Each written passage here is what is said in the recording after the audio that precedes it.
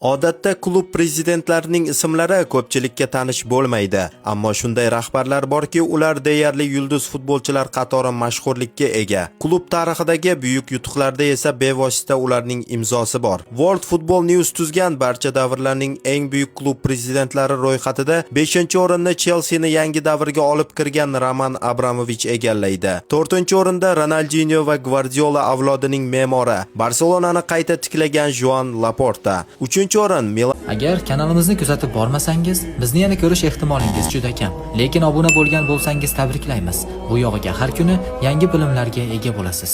Milanni jahonning eng kuchli jamoasiga aylantirgan, Italiya siyosatining yirik arbobi Silvio Berlusconiga nasib etgan. 2-o'rin esa Real Madridning poydevorini qo'ygan afsonaviy Santiago Bernabeuga berilgan. 1-o'rinda esa Los Galacticos davrining bosh muhandisi, ikkinchi bor prezidentlikka qaytganidan keyin klubni butunlay o'zgartirib yuborgan Florentino Perez turadi. U 16 yildan beri Real Madrid tepasida turib, tarixiy natijalar bilan klub nomini yanada yuksaklarga ko'tarmoqda.